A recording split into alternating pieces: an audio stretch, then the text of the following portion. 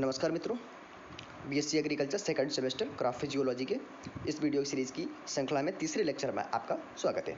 तो मैंने दोनों लेक्चर कर लिए। अगर आपने दोनों लेक्चर नहीं देखे हैं तो ज़रूर से देखिएगा। एक क्रम से देखेंगे तो एक सिलेबस की अंडरस्टैंडिंग बढ़ेगी, ठीक है, समझ बढ़ेगी कि किस तरीके से किस क्रम में हम चल रहे हैं, किस तरीके से ये सीरीज़ चल रही है, ठीक है।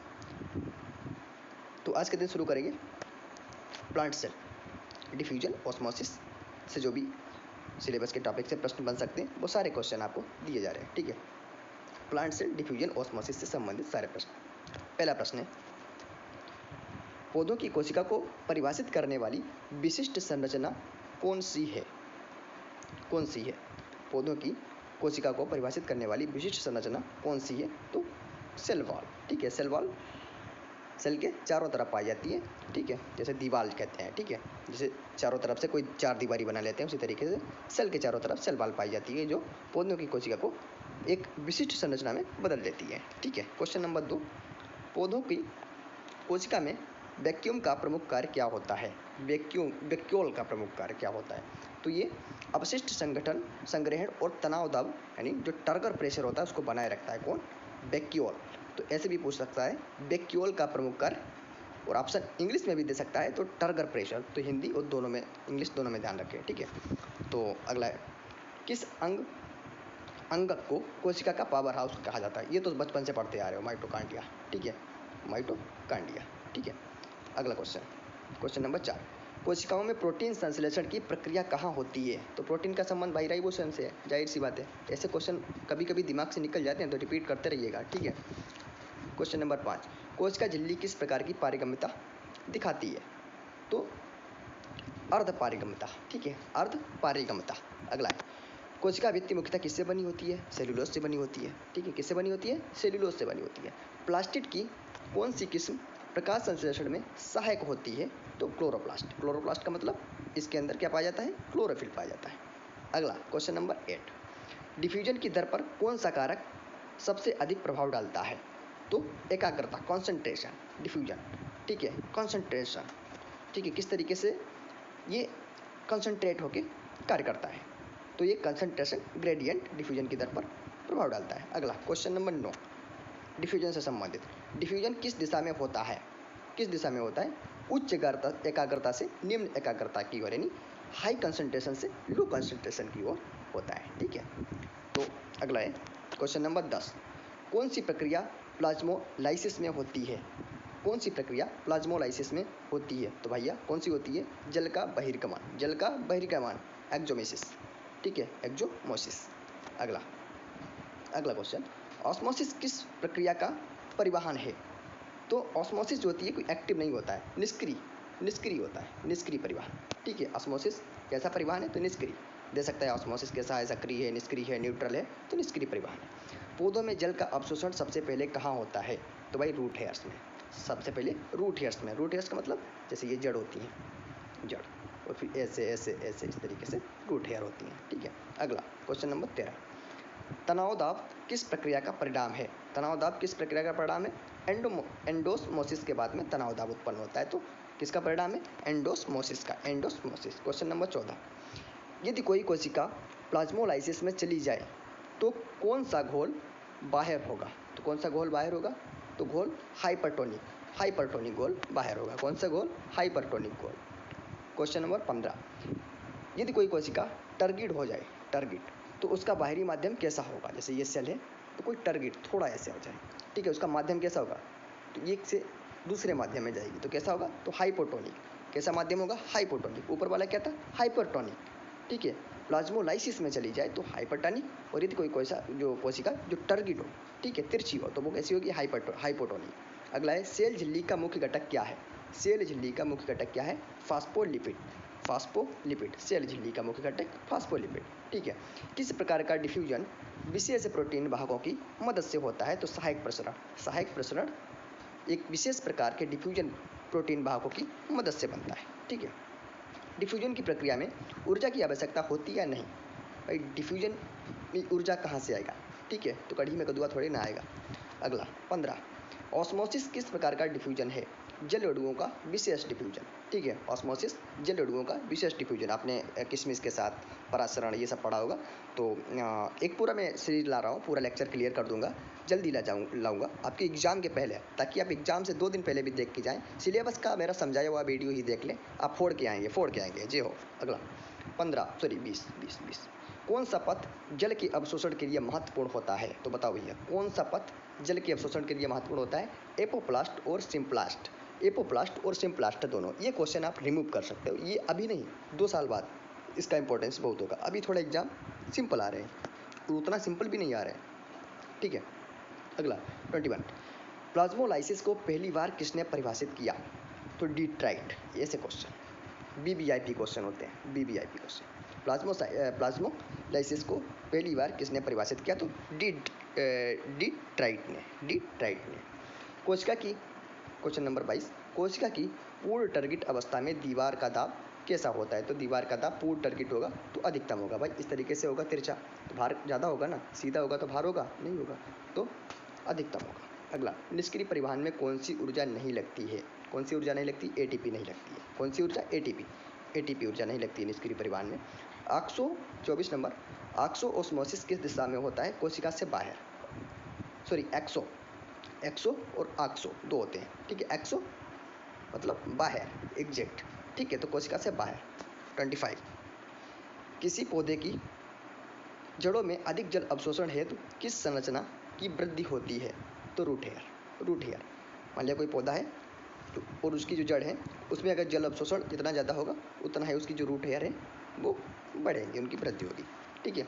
24 अब देखो अगला पार्ट आपका शुरू हो रहा है, एब्जॉर्प्शन ऑफ वाटर ट्रांसपायरेशन, ठीक है। यहाँ से 25 क्वेश्चन, ठीक है। बाकी उसमें और सारे क्वेश्चन बन सकते थे लेकिन वो आपके एग्जाम लायक नहीं है, ठीक है, बहुत ज़्यादा डीप में बन सकते थे। तो जिस लाइन से सिलेबस बन सकते, जितने क्वेश्चन बन सकते हैं, ज़बरदस्ती बनाने की कोशिश नहीं है, आपका टाइम बहुत कीमती है और उससे ज़्यादा मेरा, ठीक है। 26 जल अवशोषण का प्रमुख कारक कौन है? तो जड़ का तनाव दाब यानी रूट प्रेशर, ठीक है, रूट प्रेशर जल अवशोषण का मुख्य कारक है, ठीक है। 27 अधिकतम जल का परिवहन किस ऊतक द्वारा होता है?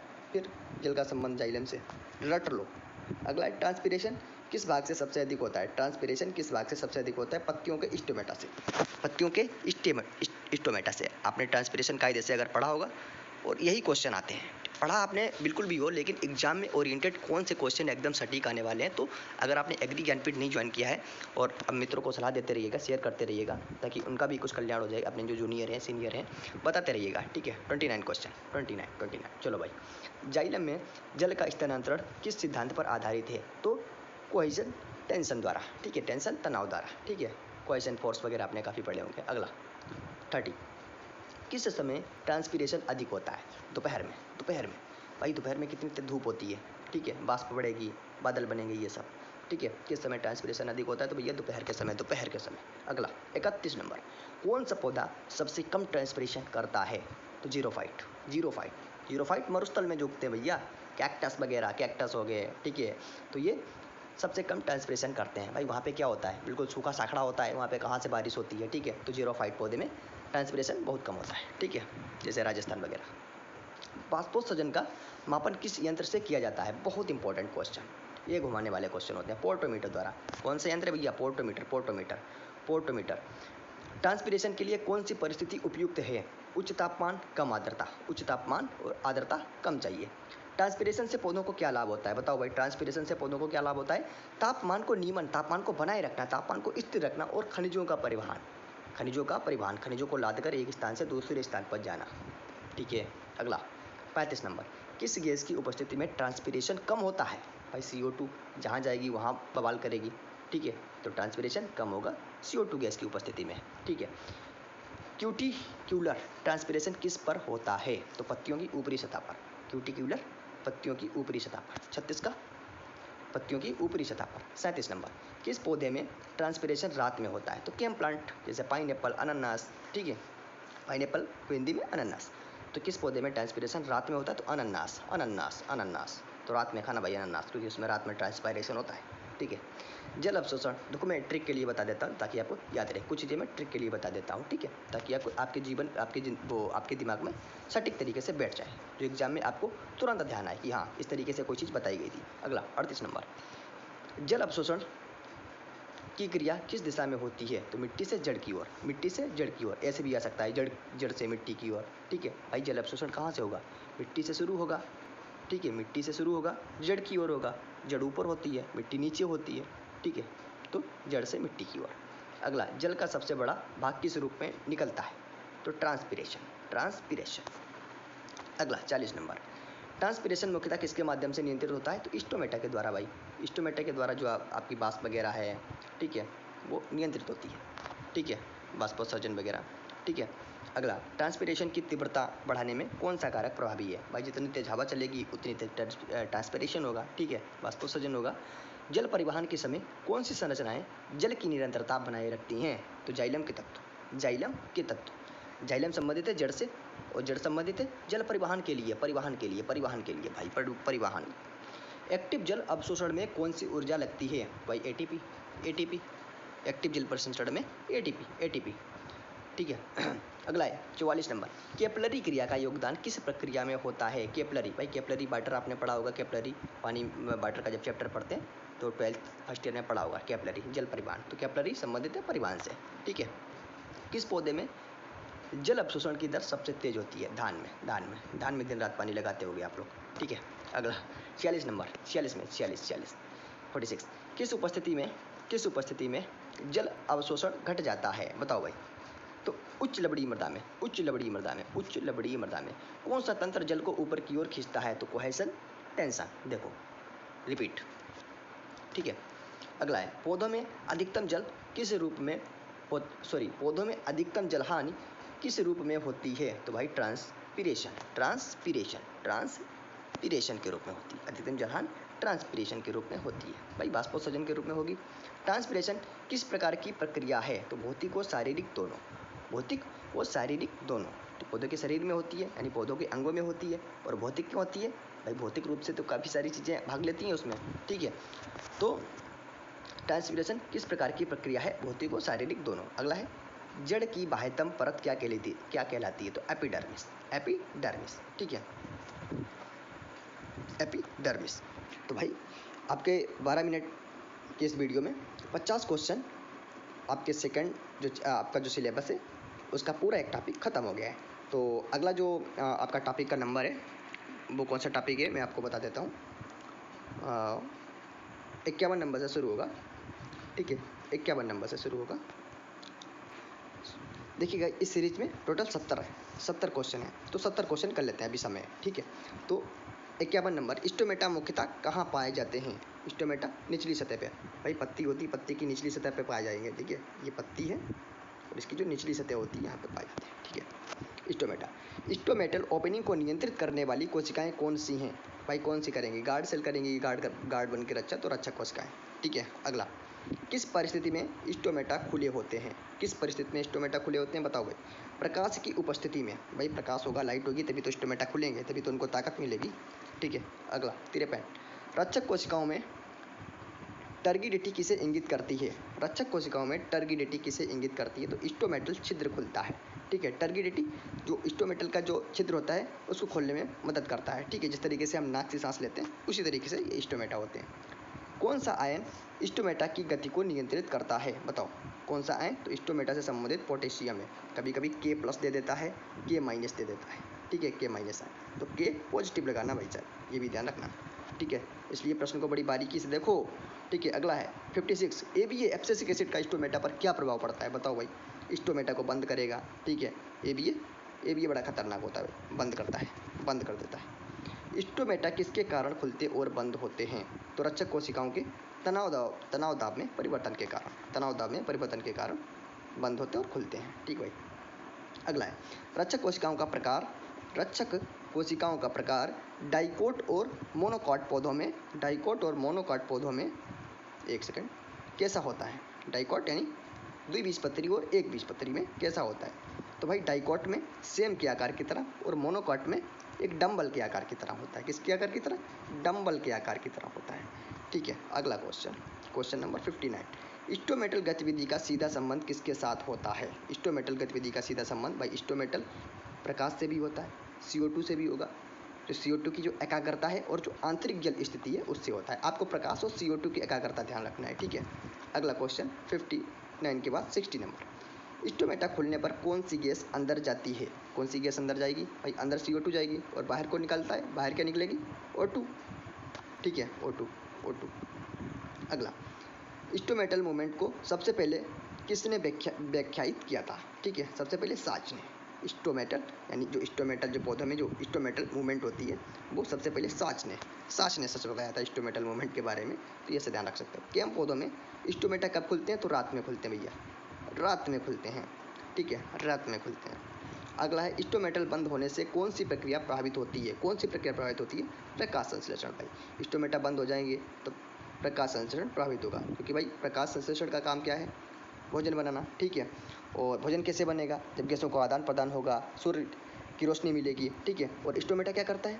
वो गैसों को अंदर बाहर करता है। अब जब गैसें ही नहीं अंदर बाहर होगी तो फिर क्या प्रकाश संश्लेषण कैसे होगा? नहीं होगा, ठीक है।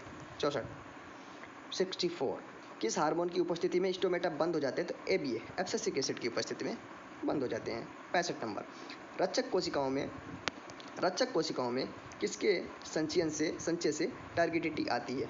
तो पोटेशियम आयन।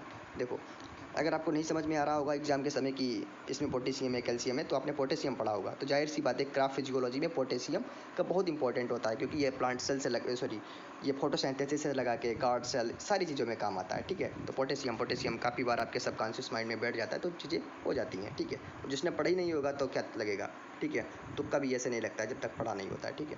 ट्रांसपीरेशन में स्टोमेटा की क्या भूमिका होती है? जल वाष्प को बाहर निकालने का मुख्य द्वार, ठीक है। देखो, ये जो वीडियो है, एक वीडियो देखने से आपके 5 से ज़्यादा क्वेश्चन सॉल्व हो सकते हैं, अगर आपने ध्यानपूर्वक इसको 2-3-4 बार देखा है। एक बार भी देख लो तब भी काफ़ी है, लेकिन जितनी बार ज़्यादा देखोगे उतना ही आपका एग्जाम में जल्दी क्वेश्चन होने की संभावना है, क्योंकि फिर आप सोचोगे ये बताया था वो बताया था, तो आप बहुत ज़्यादा विचार विमर्श करोगे, ठीक है। ट्रांसपीरेशन में स्टोमेटा की क्या भूमिका होती है? जल वाष्प को बाहर निकालने का मुख्य द्वार, ठीक है। ट्रांसपीरेशन में स्टोमेटा की क्या भूमिका होती है? जो जल वाष्प होता है उसको बाहर निकालने का मुख्य द्वार, ठीक है। मैंने स्टोमेटा के बारे में बताया था, जल वाष्प को बाहर निकालने का मुख्य द्वार, ठीक है। स्टोमेटा कब बंद होते हैं? उच्च ताप, कम जल, अधिक CO2 की स्थिति में, ठीक है। जब ताप ज़्यादा हो जाएगा, ताप क्या हो जाएगा?